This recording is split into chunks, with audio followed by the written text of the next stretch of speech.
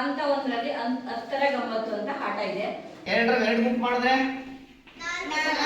2 ರಲ್ಲಿ 3 ಗುಂಪು ಮಾಡಿದ್ರೆ 2 ರಲ್ಲಿ 4 ಗುಂಪು ಮಾಡಿದ್ರೆ 2 ರಲ್ಲಿ 5 ಗುಂಪು ಮಾಡಿದ್ರೆ ಪ್ರತಿಯೊಬ್ಬರು. ಈಗ ನಾನು ಮತ್ತೆ ಮೇಡಮ್ ಆಟ ಆಡ್ತಾ ಇದ್ವಿ. ಈಗ ನಿಮ್ ಜೊತೆಗೆ ಇನ್ನೊಬ್ರು ಸೇರ್ಕೊಂಡಿದ್ದಾರೆ 3 ಜನ. ಈಗ ನಾನು ಈ ಆಟನ ಶುರು ಮಾಡ್ತಾ ಇದ್ದೀನಿ. ಈ ಅಡ್ಡ ಸಾಲಿನಲ್ಲಿರುವಂತಹ ಯಾವುದಾದ್ರೂ ಒಂದು ಸಂಖ್ಯೆ ನನಗಿಷ್ಟವಾದಂತಹ ಸಂಖ್ಯೆಗೆ ಮೇಲೆ ಒಂದು ದಾಳವನ್ನ ಇಟ್ಕೊಂಡಿದ್ದೀನಿ. ನೋಡಿ, ನೀವು ಗಮನಿಸಿ, ಗೊತ್ತಾಗ್ತಾ ಇದೆ ನಿಮ್ಗೆ. ಒಂದ್ರ ಮೇಲ್ಗಡೆ ನಾನು ಈ ದಾಳನ ಇಟ್ಕೊಂಡಿದ್ದೀನಿ, ಸರಿನಾ? ಇನ್ನೊಂದು ದಾಳ ಉಳ್ಕೋದ್ರೆ ಅದೇನ್ ಮಾಡೋದು? ಈ ಕಂಬ ಸಾಲಿನಲ್ಲಿರುವಂತಹ ಯಾವುದಾದ್ರೂ ಒಂದು ಸಂಖ್ಯೆ ಮೇಲೆ ಯಾವ ಸಂಖ್ಯೆಗಾರು ಇಡಬಹುದು.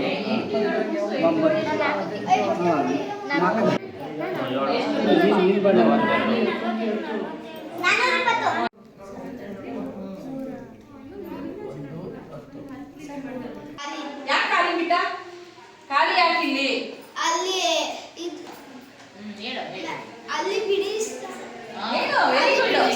ನಾವು ಮೊದಲು ಏನ್ ಮಾಡಿದ್ರೆ ಬಿಡಿ ಸ್ಥಾನದಿಂದ ಗುಡಿಸಿದ್ವಿ, ಬಿಡಿ ಸ್ಥಾನಕ್ಕೆ ಹಾಕಿದ್ವಿ. ನೆಕ್ಸ್ಟ್ ಯಾವ ಸ್ಥಾನ? ಹತ್ತರ ಸ್ಥಾನ ಗುಡಿಸಿರೋದಕ್ಕೆ ನಾವೇನ್ ಮಾಡಿದ್ವಿ? ಹತ್ತರ ಸ್ಥಾನ ಇಲ್ಲ ಆಗೋ ಚಾನ್ಸಸ್ ಇರುತ್ತೆ. ಅದಪ್ಪ ಅದನ್ನ ಯಾವ ರೀತಿ ಬಿಡಿಸಿ ಕೂಡಿದಾಗ ಇದು ಯಾಕೆ ಇಂಟು ಹಾಕ್ಬೇಕು? 0 ಹಾಕ್ಬೋದು. ಹೌದಾ? 16 ಬಾಕ್ಸ್ ಅಲ್ಲಿ ಕೆಲವೊಂದು ಗುಣಾಕಾರ ಇದೆ, ಗುಣಾಕಾರ ಮಾಡಿದ್ರೆ ಕೆಲವೊಂದರಲ್ಲಿ ವಾಕ್ಯ ರೂಪದ ಲೆಕ್ಕಗಳಿದೆ. ವಾಕ್ಯ ರೂಪದ ಒಂದು ಒಬ್ಬೊಬ್ರಿಗೆ ಒಂದೊಂದು ಲೆಕ್ಕ ಮಾಡ್ಕೊಳ್ಳಿ ಕರೆಕ್ಟ್ ಅಂತ.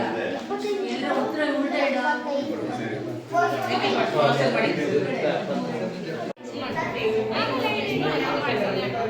ಟಿಕ್ ಮಾಡ್ಕೊಂಡು ನೋಡಿ, ಗೊತ್ತಾಗಲಿಲ್ಲ ಅಂದ್ರೆ ಟಿಕ್ ಮಾಡ್ಕೊಳ್ಳಿ.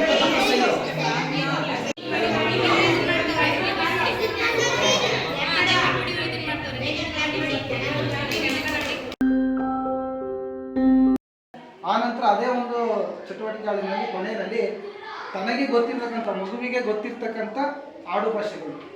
ಈಗ ಸಾಕಷ್ಟು ಮನೆಯಲ್ಲಿ ನಾವು ಮಾತಾಡ್ತಾ ಇರ್ತೀವಿ, ಅದರಲ್ಲಿ ಮಗುವಿಗೆ ತಿಳಿದಿರ್ತಕ್ಕಂಥ ಆಡು ಭಾಷೆಗಳನ್ನು ಪಟ್ಟಿ ಮಾಡೋದು.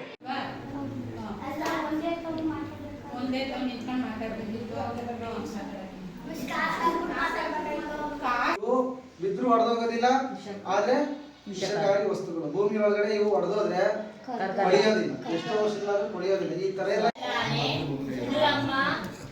ಜಲ್ಲ ಜಲ್ಲಾನೆ ಉದುರಮ್ಮ ನಾನಿನಗೆ ಬೆಲ್ಲದಾರತಿಯ ಬೆಳಗೇನು.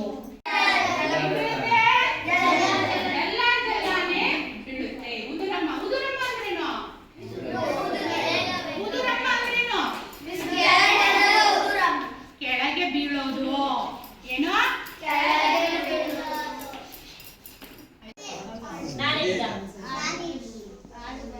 ತಾಂತ್ರಿಕ ಭಾಷೆಗೆ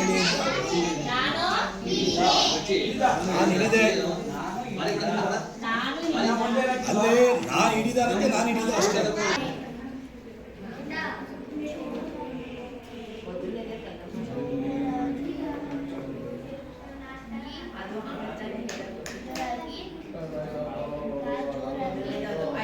ಆಟದ ಬೋರ್ಡ್ ಕೊಡ್ತೀನಿ, ಒಂದೊಂದು ಗುಂಪಿಗೂ ಒಂದೊಂದು ಕೊಡ್ತೀನಿ. ಈಗ ಈ ಗುಂಪಿನವರಿಗೆ ಈ ಗುಂಪಿನವರು ಸ್ಟಾರ್ಟ್ ಅಂತ ಹೇಳ್ಬೇಕು.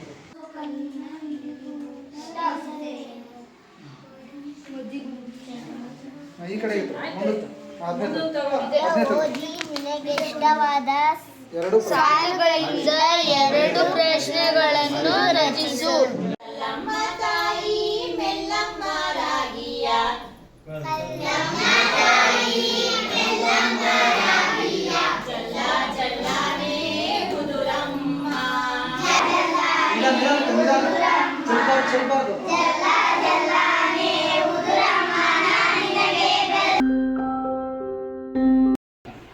ಈ ಕ್ರಮದ ಮೂಲಕ ಒಂದು ಗುಣಾಕಾರ ಲೆಕ್ಕವನ್ನು ಕಲಿಸಬೇಕು ಅಂತ ಹೊರಟಾಗ ಸುಲಭವಾಗಿ ಯಾವ ಮಗುವಿಗೆ ಅರ್ಥ ಆಗುವುದಿಲ್ಲ. ಕೆಲವೊಂದು ಗಣಿತದ ಪಠೋಪಕರಣಗಳನ್ನು ಬಳಸಿಕೊಂಡು ಅದರ ಮೂಲಕ ಅವರಿಗೆ ಚಟುವಟಿಕೆ ಮೂಲಕ ಮೂಡಿಸಿದಂಥ ಸಂದರ್ಭದಲ್ಲಿ ಈ ಗುಣಾಕಾರದ ಕಲ್ಪನೆ ಅನ್ನತಕ್ಕಂಥದ್ದನ್ನು ಸುಲಭವಾಗಿ ಮತ್ತು ಮರೆಯದ ಹಾಗೆ, ಅಂದರೆ ಯಾವುದಕ್ಕೆ ಆಗಲಿ ಸಿಕ್ಕಿದಂತಹ ಅವಧಿಯಲ್ಲಿ ಈ ರೀತಿ ಮಾಡಬಹುದು ಅಂತ ಒಂದು ಪ್ರಾಯೋಗಿಕವಾದಂತಹ ಒಂದು ಪ್ರಾತ್ಯಕ್ಷಿಕೆಯನ್ನು ಶಿಕ್ಷಕರು ನೀಡಿದರು. ಅದನ್ನು ತರಗತಿಯಲ್ಲಿ ನಾವು ಹಂತ ಹಂತವಾಗಿ ಆಗಲೇ ಹೇಳಿದಾಗೆ ಒಂದೇ ಅವಧಿಯಲ್ಲಿ ಆಗಲ್ಲ, ಅದಕ್ಕೆ 12-14 ಅವಧಿಗಳಿರ್ತದೆ. ನಿಧಾನವಾಗಿ ಮಕ್ಕಳಲ್ಲಿ ಆ ಕಲ್ಪನೆಯನ್ನು ಮೂಡಿಸ್ಬೋದು. ನಮಗೆ ಕೊಟ್ಟಂತಹ ಗಣಿತದ ತರಗತಿ ತುಂಬ ಚೆನ್ನಾಗಿತ್ತು, ಉಪಯುಕ್ತವಾಗಿತ್ತು. ಪದಗಳು ಬಂದಿದೆ. ಆ ಪದಗಳು ಮನೇಲಿ ಹೇಗೆ ಮಾತಾಡ್ತೀವಿ ಮತ್ತೆ ಪುಸ್ತಕದಲ್ಲಿ ಹೇಗೆ ಇರುತ್ತೆ ಅನ್ನೋದನ್ನ ಆಡು ಭಾಷೆ ಮತ್ತೆ ಗ್ರಾಫಿಕ ಭಾಷೆ ಪಟ್ಟಿ ಸಮೇತ ಪಟ್ಟಿ ಮಾಡಿಸೋದನ್ನ ಅವ್ರ ಸ್ವಂತ ವಾಕ್ಯದಲ್ಲಿ ರಚನೆ ಮಾಡೋದು. ಹಾಡಿನ ಜೊತೆಗೆ ಬೀಸಿದೆಲ್ಲ ಮಕ್ಕಳು ತುಂಬಾ ಎಂಜಾಯ್ ಮಾಡ್ಕೊಂಡು ಮಾಡೋದು. ಯಾಕಂದ್ರೆ ನಾವು ಬಾಯಲ್ಲಿ ಹೇಳ್ತೀವಿ ಅಷ್ಟೇ, ಬೀಸೋಕೆ ಹೀಗಿದೆ, ಈಗ ಬೀಸಿದ್ರೆ ಹಿಂಗಾಗುತ್ತೆ ಅಂತ. ಈಗ ಅದು ಪ್ರತ್ಯಕ್ಷವಾಗಿ ಮಕ್ಕಳು ನೋಡಿದ್ಮೇಲೆ ಅದು ಮಕ್ಕಳಿಗೆ ಇನ್ನೂ ತುಂಬಾ ಖುಷಿ ಆಯ್ತು ಮತ್ತೆ ಬೇಗ ಅರ್ಥ ಮಾಡ್ಲಿಕ್ಕೆ ಅದು ಅನುಕೂಲ ಆಯ್ತು.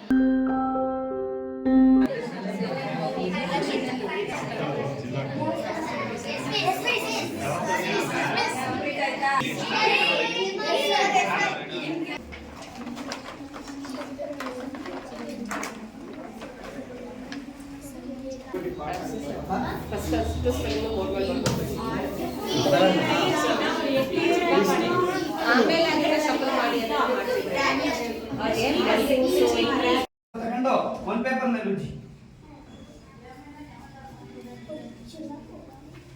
ಬೇರೆ ಪೇಪರ್ ಮೇಲೆ ಅದೇ ಪೇಪರ್ ಮೇಲೆ ಉಜ್ಬೇಡಿ, ಅದೇ ಪೇಪರ್